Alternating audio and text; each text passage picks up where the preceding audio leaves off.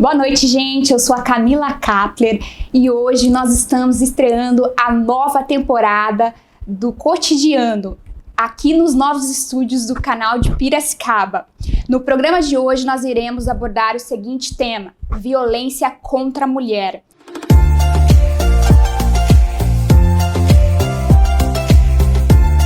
Estamos com uma convidada especial, que é a Daniela Negri, que é advogada e também militante pelos direitos das mulheres. Boa noite, Daniela, tudo bem? Boa noite, Camila, tudo bem? E você? Boa noite, ouvintes, pessoas que estão nos assistindo. Boa noite. É uma honra ter você aqui com a gente para falar desse tema tão importante. Eu que agradeço o convite, Camila.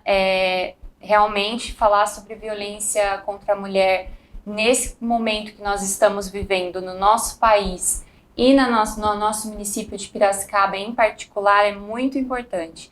As mulheres precisam estar cientes do que é a violência contra a mulher e quais as formas de se proteger contra esse fenômeno que nós vemos nas estatísticas que vem crescendo cada dia mais.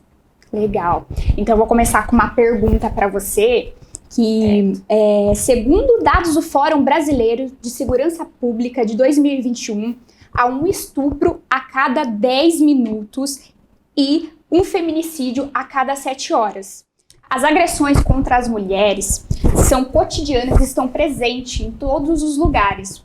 Eu queria saber como é que funciona essa dinâmica da violência contra a mulher.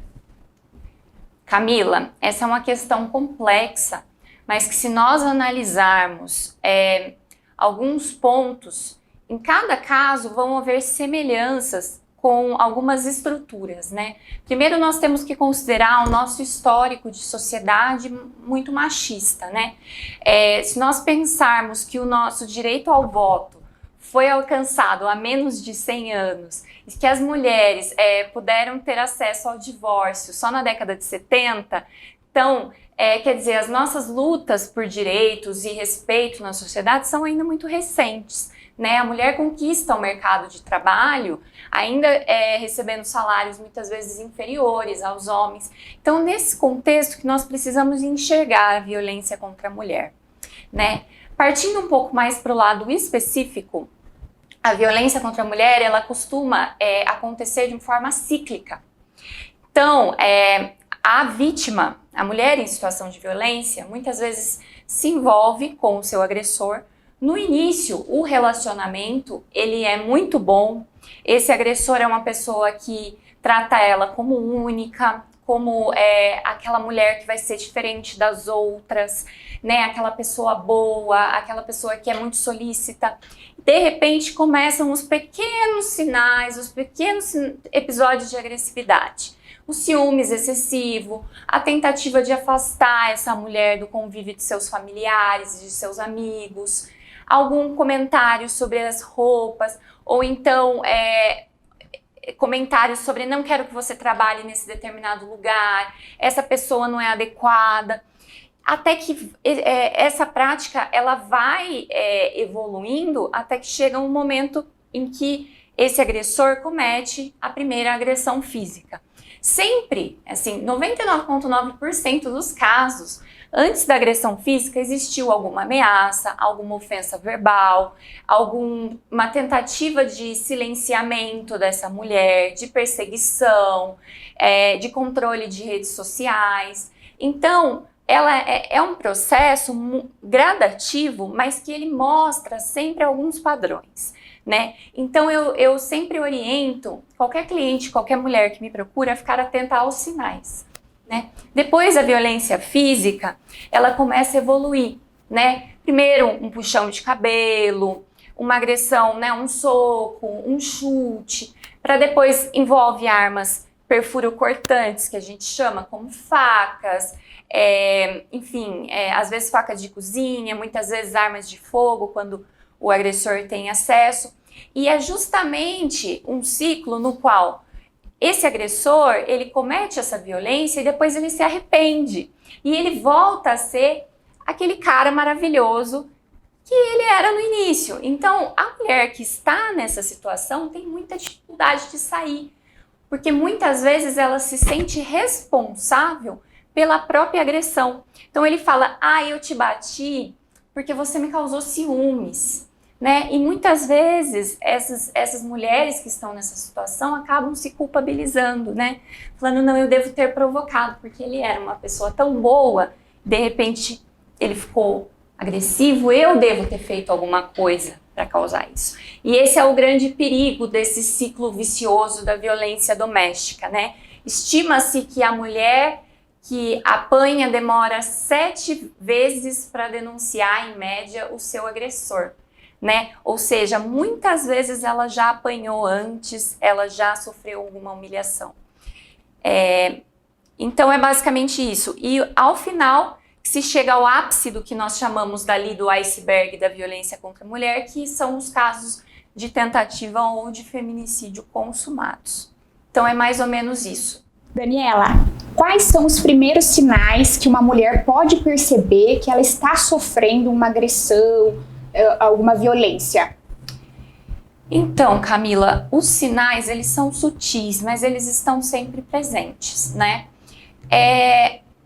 Quando um relacionamento começa, dificilmente o agressor vai começar agredindo a mulher. Foi como eu já disse anteriormente. Tem alguns sinais que quando as mulheres se envolvem emocionalmente, romanticamente, que elas podem tentar descobrir, prestar atenção para não serem vítimas disso. Primeira coisa que é muito importante é observar como esse homem lida com as mulheres de forma geral, com as mulheres ao seu redor. Se ele faz comentários às vezes machistas sobre roupas, como ele trata a mãe, às vezes como ele se refere a uma ex-namorada ou a uma ex-esposa, qual é a relação dele com os filhos, né? Se ele é um pai presente, se não é um pai presente. Esses são pequenos sinais. Como que ele lida nas redes sociais, com perfis de mulheres. Tem até uma coisa que é meio engraçada, quando eu falo para as minhas clientes, para as mulheres que eu oriento, elas dão risada. Mas às vezes fazer uma pesquisa na internet sobre antecedentes criminais não é loucura, não. E é tão fácil, não? É tão fácil você colocar no Google e hoje em dia aparece tudo. E é um cuidado que eu acho que nós mulheres aqui no Brasil, no contexto atual que a gente vive, não é exagero não, entendeu? Então você conheceu um homem pela internet, se interessou, ele parece ser um cara bacana, faz essa pesquisa, sabe? Fica atenta aos sinais, tenha sempre uma amiga, alguém de sua confiança que saiba onde você está indo e antes de ingressar em qualquer relacionamento, preste atenção quem é, como que trata os familiares, como que é essa pessoa, procure saber como que ela é na sociedade, na comunidade. E mesmo assim, isso é um alerta que eu deixo, às vezes esses sinais não estão presentes até que a mulher ingresse dentro do relacionamento. Então, mesmo que você não perceba nenhum sinal, fique atenta ao longo do relacionamento, com questões de ciúmes, questões de posse excessiva, não vai sair com essa amiga, não vai ver sua família. Isso tudo são sinais aí que já vão apontando para um possível desfecho violento. E uma questão que eu tenho que ressaltar, que também é um fator de risco considerável. Abuso de bebida alcoólica e de drogas psicotrópicas também é um fator de risco que nós observamos em grande parte dos agressores. Seja o álcool, o abuso do álcool ou o abuso de alguma outra droga, ele é um fator que estimula a agressividade. Daniela, eu quero perguntar para você quais são os mecanismos de denúncias de agressões. Então, existem muitas formas da mulher acionar os mecanismos de rede de proteção, né? Acho que o mais popular que é conhecido são as delegacias da mulher, né? O grande problema é que muitas vezes as mulheres, elas se sentem, às vezes, com medo de denunciar, elas têm medo de que a medida protetiva não vá resolver o problema, que esse homem vá ficar bravo, mais agressivo ainda quando ele tomar ciência da medida protetiva. Mas existem vários canais a serem acessados.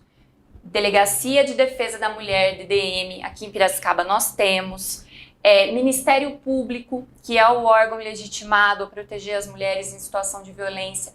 Disque 180, que é um disque anônimo, no qual você pode fazer denúncias de violência doméstica, incluindo denúncias que não dizem respeito a você.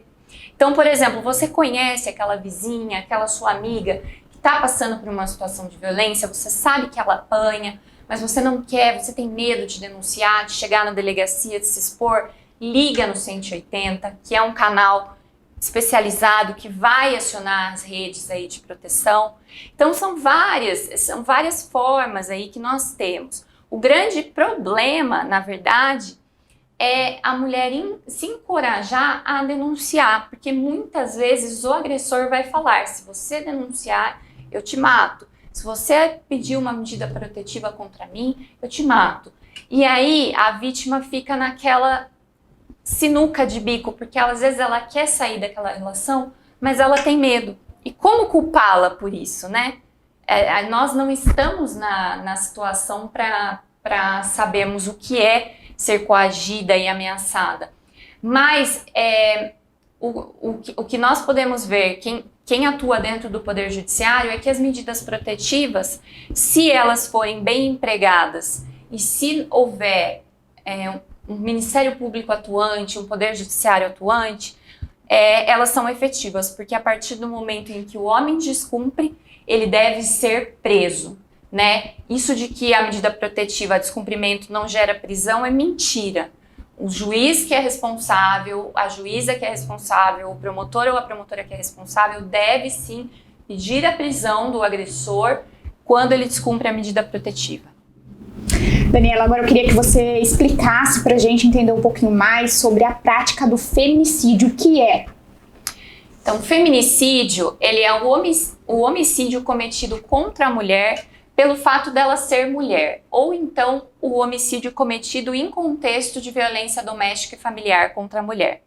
O que acontece, então? Ou a mulher sofre feminicídio por sofrer preconceito por ser mulher, isso acontece muito com mulheres trans, né? Elas às vezes morrem vítimas de feminicídio, porque mulheres trans também podem ser vítimas de feminicídio. E também na questão da violência doméstica, quando elas têm ou já tiveram algum relacionamento familiar ou amoroso com o agressor. Geralmente, as vítimas são companheiras ou ex-companheiras de seus agressores. Esse é o feminicídio. É um crime considerado hediondo pela nossa lei, né? Qualquer homicídio qualificado é considerado hediondo, né? O feminicídio não é exceção, ele é um crime hediondo. E ele é um crime que precisa ser combatido porque ele é o que nós chamamos o ápice da violência doméstica. Ele está ali, ele é o final da jornada da mulher que está sofrendo violência. Infelizmente, tudo desemboca no feminicídio. E isso não quer dizer que o homem, o agressor, ele é um bandido ou que ele tenha passagem. Isso é um processo, isso que é difícil da população às vezes entender. Mas existe um processo para que tudo desemboque no feminicídio. Não começa no feminicídio. A justiça brasileira, ela funciona em casos de feminicídio? Olha, Camila, eu vou ser bem sincera. Sim, porque é um crime, como eu disse, homicídio qualificado, hediondo. Dificilmente esse homem não vai ter a sua prisão preventiva decretada, né? E dificilmente um tribunal do júri, é um crime que vai para o tribunal do júri, vai absolver nessas condições. Muitas vezes as vítimas são mães, elas têm família, elas são pessoas que mereciam viver a vida como qualquer outra pessoa, né? E então sim, mas o problema é o antes, né? A justiça tutela, as mulheres são protegidas de forma devida antes do feminicídio acontecer. Daí eu já não posso te dar uma resposta muito positiva, porque os crimes cometidos contra a mulher, tirando aí o estupro e alguns outros mais graves, lesão corporal gravíssima, a lesão corporal leve, ela não tem uma pena muito alta, reclusão de 1 a 4 anos, isso porque nós tivemos uma alteração legislativa do ano passado que aumentou a pena, porque antes a pena era de detenção de 3 meses a 3 anos, e na detenção nem se vai para o regime fechado. Na reclusão já se vai para o regime fechado. Então nós tivemos aí ainda uma melhora na nossa situação, né? Mas ainda assim é muito branda. Se esse cara for vamos supor, primário, bons antecedentes, ele nem vai chegar a ser preso. Ele vai ser preso se descumprir a medida protetiva, vai ficar alguns meses ali, né, até o julgamento, depois vai ser solto, né? Então, esse é o problema, né? A questão é que antes do feminicídio acontecer, coisas precisam ser feitas para proteger essas mulheres. E as políticas públicas ainda são muito frágeis. Por exemplo, aqui em Piracicaba nós não temos a casa, o abrigo para mulheres em situação de violência. A nossa delegacia contra a mulher só requer 4 medidas protetivas por dia. Então a mulher precisa ir num dia, registrar, lavrar a ocorrência, apenas no dia seguinte, às 8 horas da manhã, ela pode requerer a medida protetiva mediante senha. Se 4 mulheres chegarem na sua frente, ela não vai conseguir requerer essa medida protetiva. Então é uma situação, eu diria, até inconstitucional da parte do nosso estado, né? Estado de São Paulo, Polícia Civil, que está desaparelhada, está com falta de funcionário, e até da nossa gestão municipal, que precisa investir nas políticas públicas de proteção às mulheres. Hoje nós temos a Ronda Maria da Penha aqui, que é um excelente serviço, só que é limitado a uma viatura, e uma viatura não dá conta das inúmeras residências que precisam ser ali protegidas, né, por esses guardas municipais. Então, eu acho que a grande questão a justiça até responde pelo feminicídio, esses homens até pegam uma quantidade elevada de anos, mas só depois que eles matam. E aí as vidas já foram destruídas, né? A vida da mulher que morreu, a vida da família que ficou, a vida do próprio agressor que vai ser preso, enfim.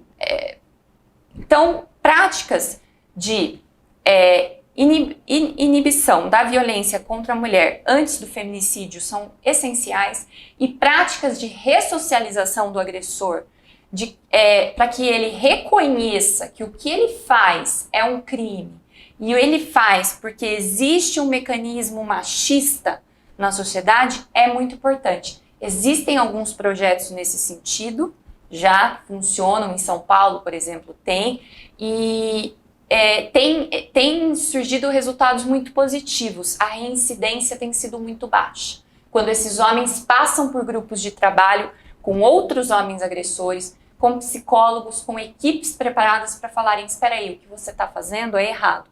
Porque muitos agem achando que tem direito sobre o corpo da mulher, sobre a pessoa da mulher, sobre a família, que eles serão humilhados socialmente caso o relacionamento acabe. Nós pensamos que às vezes isso é besteira, mas não, está introjetado na nossa sociedade, né? Nós conquistamos a nossa igualdade jurídica há pouquíssimo tempo, em 1988, com a nova Constituição. Então é tudo muito recente, e por isso que tem toda uma estrutura social que precisa ser desconstruída. Daniela, e para finalizar aqui, eu queria perguntar para você como encorajar as mulheres a fazer essa denúncia. Mulheres, eu digo isso de coração como mulher também, que já viu situações, que atua em diferentes casos, que também já viu situações dentro da família, denunciem, se encorajem, porque não existe outra saída.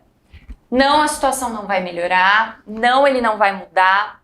Denunciem, procurem. Se o município de vocês não tem um abrigo e vocês não têm onde ficar, residam na casa de algum amigo, de algum parente, não andem sozinhos até sair a medida protetiva. Se vocês verem o agressor circulando, chamem a polícia, acionem a Ronda Maria da Penha, não tenham pena de agressor. Isso eu vejo muito, mulheres que têm pena do agressor por ser pai dos filhos, porque eu não quero que o pai dos meus filhos vá para a cadeia.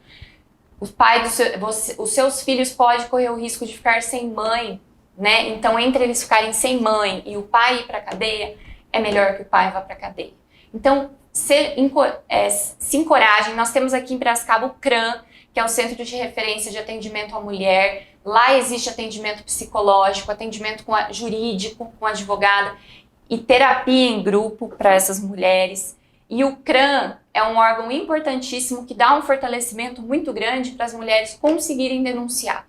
Lá, as mulheres vão se encorajar, vão encontrar com outras mulheres que às vezes já estão passando por situações piores, que conseguiram superar e que conseguem em grupo se fortalecerem juntas ali e se protegerem para não ingressarem novamente num outro relacionamento abusivo, violento.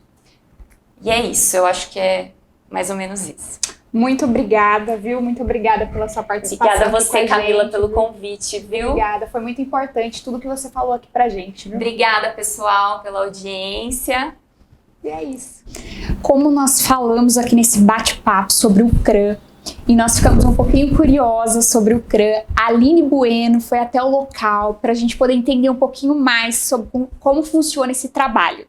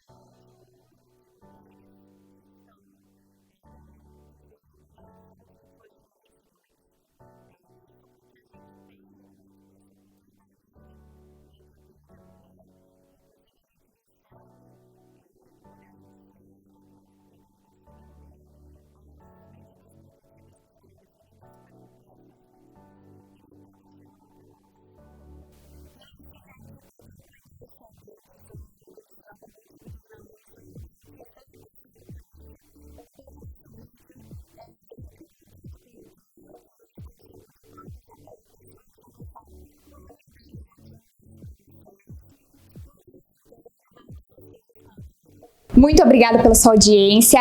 Eu quero pedir para vocês se inscreverem no canal. Eu quero pedir para vocês dar um like aí, porque esse assunto foi muito importante e ajuda muitas pessoas. E também vocês sigam o canal de Piracicaba nas redes sociais.